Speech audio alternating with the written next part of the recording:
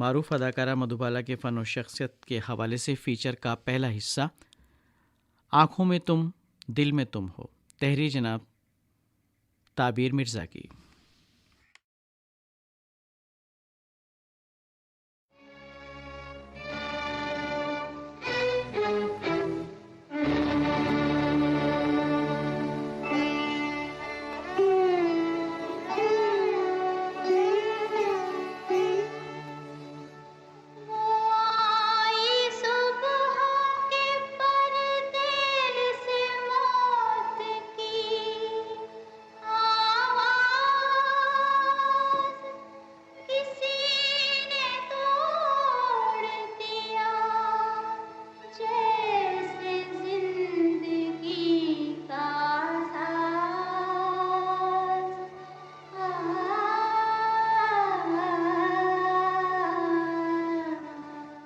वो हसीन पैकर कि जिसकी एक झलक एक ज़माने को शादमा करती थी, वो मलकुती हुस्न कि जिसकी तमन्ना में जन्नतें पिन्हा थीं, जिसकी हर निगाह ज़हन दिल के शबिस्तानों में खुमार शबाब की शुआएं बिखेर देती थी, बलाएं लेती नज़रें जिसके चेहरे पर पड़ते ही झिझक कर हट जाया करती थीं कि कहीं उसके रुख गुलफाम को नज़र न लग जाए, जिसके हर अंदाज में एक वक़ार और शान मतानत थी, जिसकी बस एक निगाह दिलों को सहर आलूद करने के लिए काफ़ी होती थी, जिसके रुख रोशन के आगे सुबहों की चमक धुंधली महसूस होती थी।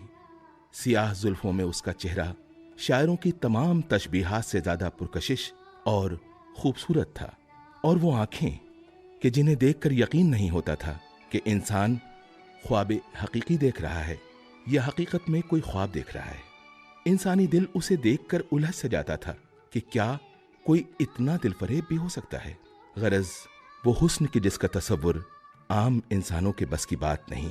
उस हुस्न मुजस्सम ने इस कुर्रा अर्ज़ को अपने नूर से एक मुख्तसर अरसे के लिए मुनव्वर किया, और फिर हमारे आसमान तख़ील पर यादों के धुंधलकों में गुम एक ऐसा तारा बन गया जो मौजूद न हो के भी हमेशा हमारे तसव्वुर में एक मिसाल की सूरत रोशन रहता है। हमारी इज्तिमाई यादों के उस नादीदा व गुमगश्ता जुगनू का नाम था मधुबाला। एक पहेली थी मधुबाला, एक ऐसा मुअम्मा जिसके दिल की किश्ती कभी किनारे न लग सकी।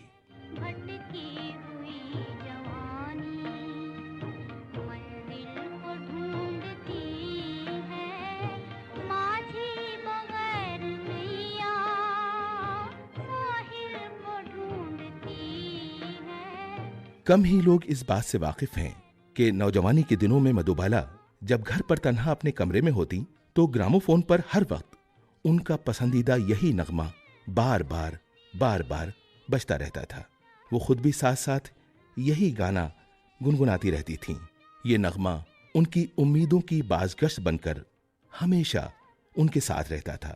इस गाने के अल्फाज उनकी आरजुओं, उनकी तमन्नाओं और हसरतों की तफसीर हमको सुनाते हैं। मानवियत के अलावा इस नगमे को पसंद करने की एक वजह यह भी थी कि ये उनकी फिल्म महल का गाना था, और फिल्म महल की कामयाबी में भी इस गाने ने एक अहम किरदार अदा किया था। लेकिन जिंदगी के आखिरी दौर में मधुबाला का पसंदीदा गाना उनकी अपनी किसी फिल्म का नहीं था। लंबी बीमारी के दौरान फिल्म ज्वेल थीफ के एक गाने की आवाज उनके कमरे से आती रहती थी।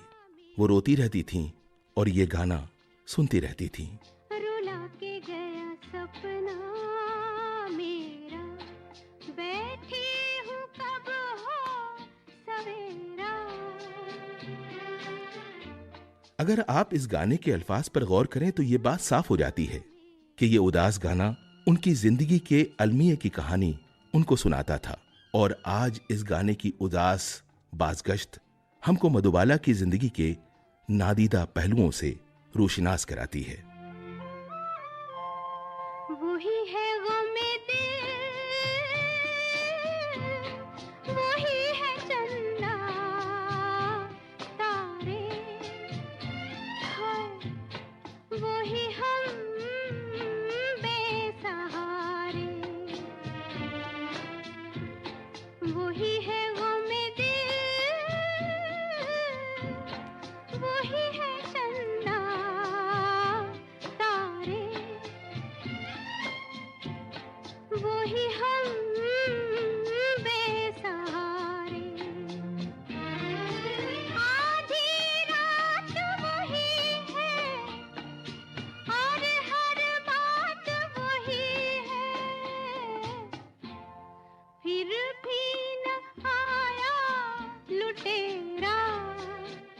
मधुबाला की कहानी की शुरुआत दिल्ली से होती है, जब अताउल्ला खान के घर दिल्ली में 14 फरवरी 1933 को मधुबाला यानी मुमताज जहां बेगम की पैदाइश हुई। अताउल्ला खान का ताल्लुक अफगानिस्तान के मोहम्मद जई बारकजई कबीले से था और उनके कबीले के लोग किसी जमाने में काबुल में बरसरे इक़्तिदार भी रह चुके थे। बाद में सियासी मखासमत के नतीजे में अफगान फौज के अहकामात के तहत मुमताज जहां बेगम के दादा को मैं अहले खानदान अफगानिस्तान से जलावतन कर दिया गया और फिर उनका खानदान पेशावर आ गया। कैसी ये जिंदगी के सांसों से हम डूबे, के दिल डूबा हम डूबे। कैसी ये जिंदगी के सांसों से हम डूबे, के दिल डूबा हम डूबे। एक दुखिया बेचारी इस जीवन से हारी, उस पर ये गम का अंधेरा। मुमताज जहां बेगम के वालिद अताउल्ला खान पेशावर में अंग्रेजों की एक कंपनी में मुलाजमत करते थे जिसका नाम इंपीरियल टोबैको कंपनी था। अताउल्ला खान निहायत तुनक मिजाज इंसान थे और नाक पर मक्खी नहीं बैठने देते थे। खान साहब को अपने गुस्से पर काबू न होने का खमियाजा ये भुगतना पड़ा कि 15 साल पुरानी मुलाजमत एक झटके में उनकी बदमिजाजी के बायस चली गई, लेकिन उन्होंने अपनी समझ में खान साहबियत पर आंच नहीं आने दी। इंपीरियल टोबैको कंपनी की मुलाजमत से हाथ धोने के बाद अताउल्ला खान ने पेशावर छोड़ दिया और दिल्ली चले आए, जहां बसा औकात उन्हें शदीद माली मुश्किलात से भी दो चार होना पड़ा। हालात यहां तक बिगड़े कि रोजी रोटी के लिए अताउल्ला खान को एक अंग्रेज अफसर के घर दारोगे अस्तबल का भी काम करना पड़ा। अताउल्ला खान के 11 बच्चे थे। कहा जाता है कि एक दिन अताउल्ला खान बच्चों को अंग्रेज अफसर की बग्घी में बिठाकर महरौली सैर के लिए लेकर गए। वहां एक मजजूब फकीर ने मुमताज जहां बेगम को देखकर कहा कि पठान, तुम्हारी ये बेटी बहुत किस्मत वाली है, इसका ख्याल रखना क्योंकि इस पर खुदा की रहमत है, लेकिन तुमने अगर इसकी कदर न की तो ये फूल तुम्हारे बागीचे में ज्यादा दिन न खिलेगा। ये फूल बहिश्त का फूल है। अताउल्ला खान ने फकीर को पागल समझकर उसकी बात पर कोई ध्यान नहीं दिया और वहां से चले आए। वो रात दिन वो शाम की गुजरी हुई कहानियाँ, वो रात दिन वो शाम की गुजरी हुई कहानियाँ, जो तेरे घर में छोड़ दी प्यार की सब निशानियाँ। इस वाक़े को सब लोग भूल गए। एक दिन मौसीकार मदन मोहन के वालिद राय बहादुर चुन्नी लाल, जो देविका रानी की मशहूर फिल्म कंपनी बॉम्बे टॉकीज के जनरल मैनेजर थे, मुंबई से दिल्ली आए तो अपने पुराने दोस्त ZA बुखारी से मिलने ऑल इंडिया रेडियो आए। ऑल इंडिया रेडियो में उस वक्त बच्चों के प्रोग्राम की रिकॉर्डिंग चल रही थी, जिसमें एक छोटी सी बच्ची मुमताज ने एक गाना गाया जो राय बहादुर चुन्नी लाल को बहुत पसंद आया। उस जमाने में देविका रानी को अपनी नई फिल्म बसंत के लिए एक चाइल्ड आर्टिस्ट की जरूरत थी। बेबी मुमताज को देखते ही राय बहादुर चुन्नी लाल को लगा कि उनकी तलाश मुकम्मल हो गई है। बच्ची से उसके घर का पता लेकर राय बहादुर चुन्नी लाल बेबी मुमताज के वालिद अताउल्ला खान से मिलने गए और उन्हें इस बात के लिए राजी कर लिया कि वो बेबी मुमताज को लेकर मुंबई आ जाएं, जहां देविका रानी की फिल्म की शूटिंग होनी थी। अताउल्ला खान उस जमाने में सख्त माली मुश्किलात से दो चार थे। राय बहादुर चुन्नी लाल की पेशकश मुआशी अंधेरे में रोशनी की किरण साबित हुई। अताउल्ला खान को महरौली के फकीर की बात भी याद आई। वो मुंबई जाने से पहले उस फकीर को ढूंढने महरौली गए, लेकिन वो फकीर उनको दोबारा नहीं मिला।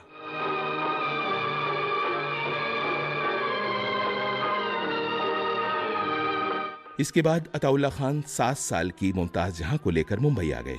जहां देविका रानी ने उसे देखते ही पसंद कर लिया और 150 रुपए महीने पर फिल्म बसंत के लिए साइन कर लिया। बेबी मुमताज जहां ने कम सीने के बावजूद ये बात अच्छी तरह से समझ ली थी कि अब उसके ऊपर ही पूरे घर को चलाने की जिम्मेदारी है, इसलिए बेबी मुमताज ने इस फिल्म में बहुत मेहनत से काम किया, बल्कि एक गाना भी पर्दे पर गाया, मेरे छोटे से मन में मेरी छोटी सी दुनिया रे। फिल्म बसंत बहुत कामयाब हुई, लेकिन बदकिस्मती से बेबी मुमताज को कई साल तक कोई दूसरा रोल न मिल सका। किस्मत में खुशी का नाम नहीं, 2 दिन भी हमें आराम नहीं। किस्मत में खुशी का नाम नहीं, 2 दिन भी हमें आराम नहीं। है हम के सवेरे तू ही बता, है हम के सवेरे तू ही बता, इस सुबह की कोई शाम नहीं। किस्मत में खुशी का नाम नहीं, 2 दिन भी हमें आराम नहीं। 3 साल के बाद देविका रानी ने जब दिलीप कुमार को लेकर फिल्म ज्वार भाटा शुरू की तो उसमें फिर से बेबी मुमताज को लिया। इस बार उनकी तनख्वाह बढ़ाकर 300 रुपए कर दी गई थी। फिल्म में बेबी मुमताज को एक और चाइल्ड आर्टिस्ट के साथ काम करना था, जिसका नाम रूमा देवी था। यह फिल्म भी कामयाब रही और बेबी मुमताज को उसके बाद कई फिल्मों में काम मिल गया। 1944 में बेबी मुमताज ने मुमताज महल उर्फ मुमताज नाम की फिल्म में काम किया। उसके बाद धन्ना भगत, फुलवारी, राजपूतानी और पुजारी के अलावा भी कई फिल्मों में उन्होंने काम किया। न कहने में दिल, न बस में जवानी, न कहने में दिल, न बस में जवानी, मगर दिल की मुश्किल बड़ी है सुहानी। ख्यालों में तुम हो, नज़ारों में तुम हो, मेरी जिंदगी के इशारों में तुम हो, ख्यालों में तुम हो, नज़ारों में तुम हो। मशहूर हिदायतकार पंडित केदार शर्मा उस जमाने में रंजीत स्टूडियो में काम करते थे। उन्होंने पहली बार बेबी मुमताज को देखते ही जान लिया कि ये लड़की एक दिन कामयाब हीरोइन बन सकती है। पंडित केदार शर्मा एक जमाने से अपने एक असिस्टेंट यानी पृथ्वीराज कपूर के बेटे रणबीर राज कपूर को हीरो के तौर पर पेश करने की कोशिश में थे। पंडित जी ने महसूस किया कि अगर बेबी मुमताज जैसी खूबसूरत लड़की राज कपूर के साथ आएगी तो फिल्म की कामयाबी यकीनी है। इस फिल्म में 2 हीरोइंस की जरूरत थी और दूसरी हीरोइन का रोल बेगम पारा को करना था। कहा जाता है कि रंजीत स्टूडियो के पार्टनर चंदूलाल शाह का एक बार अताउल्ला खान से सख्त झगड़ा हो चुका था, इसलिए उन्होंने बेबी मुमताज को नई फिल्म में लेने पर एतराज किया। पंडित केदार शर्मा अपनी पसंद पर अड़े रहे, इसलिए चंदूलाल शाह ने गुस्से में वो फिल्म कंपनी छोड़ दी। पंडित केदार शर्मा जबरदस्त कुव्वते इरादी वाले इंसान थे। उन्होंने अपना सब कुछ दांव पर लगा दिया, अपना घर बेच डाला, बीवी के जेवर बेच दिए और बेबी मुमताज और राज कपूर को लेकर फिल्म नील कमल बनाई। बहैसियत हीरोइन ये बेबी मुमताज की पहली फिल्म थी और उसका नाम भी इस फिल्म में मुमताज ही था। इस फिल्म के बाद मुमताज ने चित्तौड़ विजय, दिल की रानी, खूबसूरत दुनिया और मेरे भगवान में भी हीरोइन का रोल निभाया। इसके बाद राज कपूर के साथ उनकी दूसरी फिल्म अमर प्रेम आई। इस दौरान मुमताज ने अपराधी, दौलत, दुलारी, इम्तिहान, नेकी बदी, पारस और सिंघार जैसी कई फिल्मों में काम किया और इन्हीं फिल्मों में केदार शर्मा और देविका रानी के मुश्तरका मशवरे से उनका नाम बदलकर मधुबाला रख दिया गया। 1949 में सिर्फ 16 साल की उम्र में कमाल अमरोही की जेर हिदायत फिल्म महल से मधुबाला को जिंदगी की पहली बड़ी कामयाबी मिली। इस फिल्म ने पूरे मुल्क को उनका दीवाना बना दिया। इस फिल्म के क्लोजअप से मधुबाला की पुरस्कार मुस्कुराहट का जो दौर शुरू हुआ, उसने फिल्म मुगले आजम तक हिंदुस्तानी नाजरीन को अपने दामे सहर में गिरफ्तार रखा। मुश्किल है बहुत मुश्किल, चाहत का भुला देना, चाहत का भुला देना। हालांकि कहा जाता है कि अताउल्ला खान काफी बददिमाग किस्म के इंसान थे। और उन्हें अपने गुस्से पर बिल्कुल काबू नहीं था। लेकिन वो बात के पक्के इंसान भी थे। ईमानदारी, नज़्म-ओ-ज़ब्त और पाबंदी वक्त का उन्हें जुनून की हद तक पास था। मधुबाला बाप की नाराजगी से बहुत डरती थीं। खान साहब चाहते थे कि उनके बच्चे घड़ी की सुइयों की तरह से काम किया करें। खान साहब की तरबियत अपनी पेशावराना जिंदगी में मधुबाला के बहुत काम आई। वो साथ में काम करने वालों से बहुत अदब से पेश आती थीं। हीरोइंस वाले नखरे या नाजो अंदाज उन्होंने कभी नहीं दिखाए। शूटिंग के दौरान सबसे पहले स्टूडियो पहुंचने वाले लोगों में मधुबाला सबसे पहले होती थीं। ठीक 6 बजे अताउल्ला खान का ड्राइवर कार लेकर स्टूडियो पहुंच जाता था और मधुबाला की वक्त की पाबंदी पर उसको इतना भरोसा होता था कि वो घड़ी देखता था और कार का पिछला दरवाजा खोलकर खड़ा हो जाता था। मधुबाला के ड्राइवर ने नामवर सहाफी R.K. करंजिया को एक बार बताया था कि उसे कभी 2 मिनट से ज्यादा मधुबाला का इंतजार नहीं करना पड़ा था।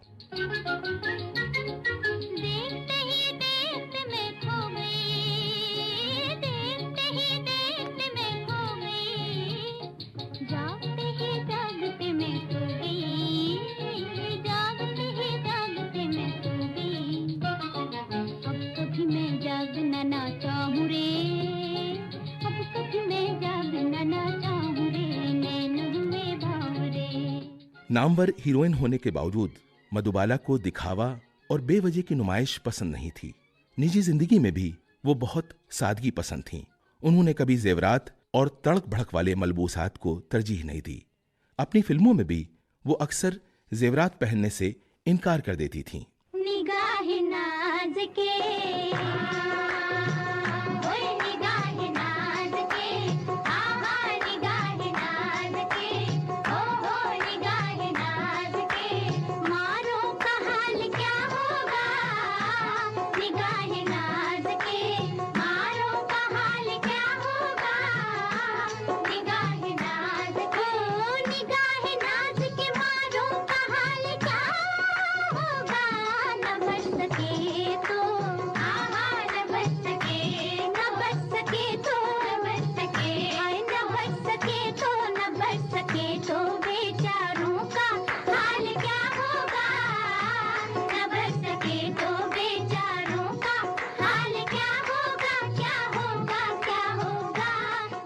मधुबाला के अंदर दर्दमंदी और हमदर्दी का जज्बा कूट कूट कर भरा था। जरूरतमंदों की मदद करना वो अपना फर्ज समझती थीं। ऐसा कभी नहीं हुआ कि किसी ने उनके सामने दामन सवाल दराज किया हो और मधुबाला ने उसकी मदद न की हो। स्टूडियोज के स्पॉट बॉयज से लेकर पुराने अदाकार लोग तक उनको अगर अपनी कोई परेशानी बताते थे तो उनके पर्स में जो कुछ भी होता वो बिना कुछ सोचे समझे दे देती थीं।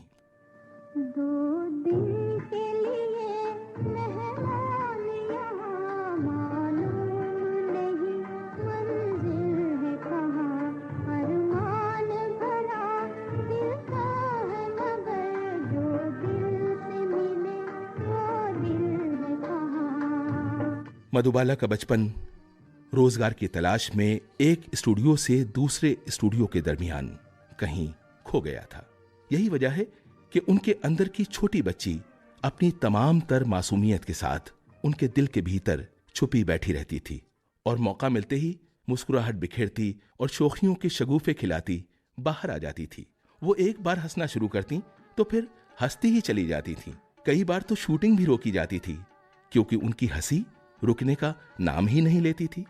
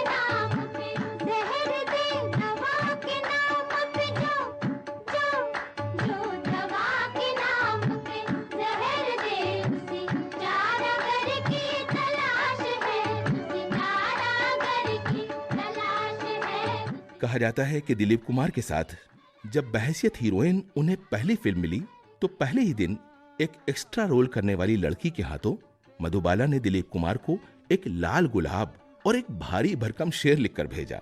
एक्स्ट्रा लड़की को यह ताकीद की कि हरगिज हरगिज ये मत बताना कि ये फूल और शेर किसने भेजा है, बस ये कह देना कि है कोई जिसने अपने सच्चे जज्बात का तोहफा आपको भिजवाया है। लेकिन गड़बड़ ये हुई कि उस लड़की ने फूल और शेर देने के बाद ये भी बता दिया कि मधुबाला जी ने नाम बताने को मना किया है। दिलीप कुमार मधुबाला की इस पहली शरारत पर बस मुस्कुरा के रह गए और बात आई गई हो गई। लेकिन कहा जाता है कि मधुबाला के दिल में उनका प्यार परवान चढ़ता रहा और चंद सालों में ये आग दोनों तरफ भड़क उठी। उनसे प्यार हो गया, उनसे प्यार हो गया, दिल मेरा खो गया, दिल उनका खो गया, दिल दिल से मिल गया। उनसे प्यार हो गया, उनसे प्यार हो गया, दिल मेरा खो गया, दिल उनका खो गया, दिल दिल से मिल गया, उनसे प्यार हो गया। दिलीप कुमार और मधुबाला की मोहब्बत फिल्मी कहानियों से ज्यादा ड्रामाई और नशेबो फराज वाली साबित हुई। मधुबाला अपने वालिद अताउल्ला खान को नाराज करने का ख्याल भी दिल में नहीं ला सकती थी और अताउल्ला खान दिलीप कुमार को पसंद नहीं करते थे। वजह यह थी कि उन्हें लगता था उनकी बेटी उनसे कोई छीन न ले। अताउल्ला खान के बेटे कमसिनी में ही उन्हें दागे मफारकत दे चुके थे, इसलिए पूरे खानदान का इन्हिसार अब सिर्फ मधुबाला की कमाई पर था। काफी सब्र-आज़मा वक्त देखने के बाद अताउल्ला खान के अहले खानदान को खुशहाली के दिन नसीब हुए थे। इसलिए ना तो अताउल्ला खान को और ना उनके कुंबे के दूसरे लोगों को यह बात पसंद आई कि मधुबाला और दिलीप कुमार के दरमियान किसी किस्म का कोई रिश्ता हो। लेकिन प्यार तो हो ही चुका था, इसलिए दोनों को बहुत दिन तक अपनी मोहब्बत छुपानी पड़ी। अनमोल प्यार बिन मोल बिके, अनमोल प्यार बिन मोल बिके, इस दुनिया के बाजार में, इस दुनिया के बाजार में, ओ इंसान और ईमान बिके, ओ इंसान और ईमान बिके, इस दुनिया के बाजार में, इस दुनिया के बाजार में, ओ अनमोल प्यार बिन मोल बिके। धीरे धीरे पूरे मुल्क को उनकी मोहब्बत के बारे में मालूम हो गया। अताउल्ला खान को बहुत से लोगों ने समझाया।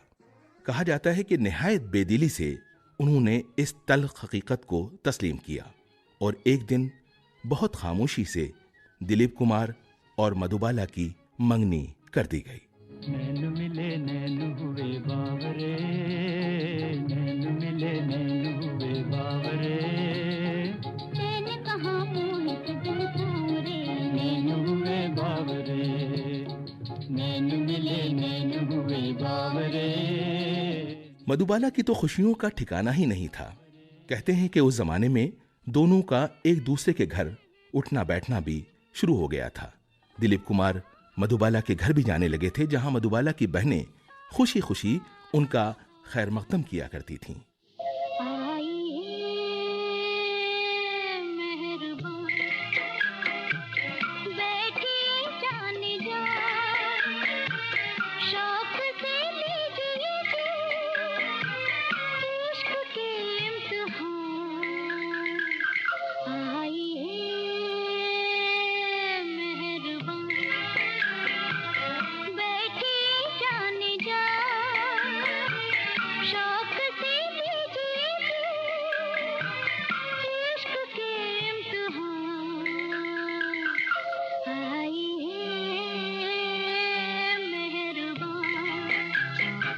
लेकिन मधुबाला की खुशियां देरपा साबित नहीं हुई।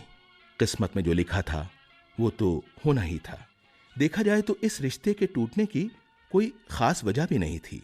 हुआ ये था कि किसी फिल्म की आउटडोर शूटिंग ग्वालियर में हो रही थी।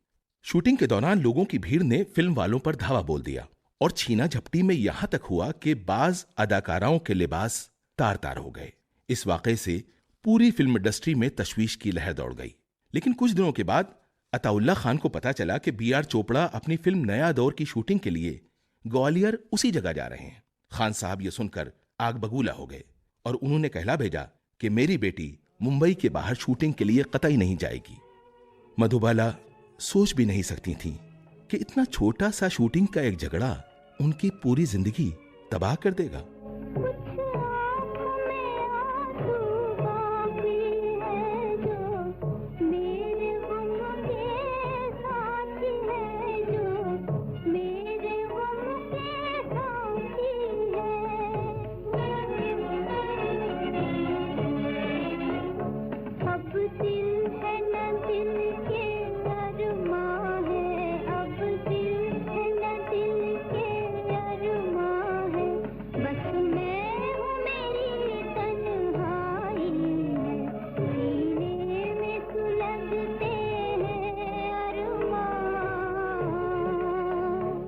अताउल्ला खान की तुनक मिजाजी से सभी वाकिफ थे, इसलिए उनके इस फैसले को अलग अलग लोगों ने अलग अलग ढंग से लिया।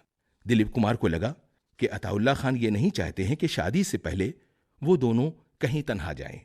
उन्हें यकीन था कि खान साहब दोनों को दूर रखने के लिए बहाने ढूंढ रहे हैं। B.R. चोपड़ा को खान साहब का फैसला इसलिए गैर जरूरी लगा क्योंकि उससे कुछ ही दिन पहले मधुबाला हैदराबाद शूटिंग के लिए गई थीं, जबकि अताउल्ला खान का कहना था कि जिस जगह एक मुजरिमाना हादसा हो चुका हो वहां कोई गैरतमंद बाप अपनी बेटी को भला कैसे जाने दे सकता है।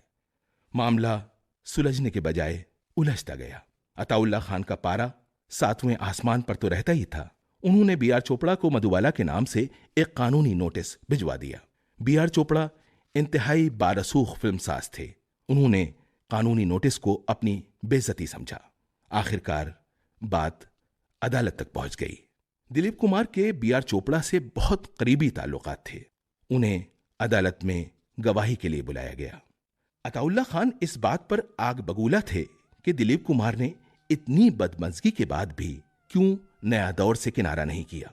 उन्हें एहतजाज करना चाहिए था। मधुबाला का खानदान सोचता था कि इस झगड़े में अगर अताउल्ला खान नहीं तो कम से कम मधुबाला का साथ तो दिलीप कुमार को देना चाहिए था।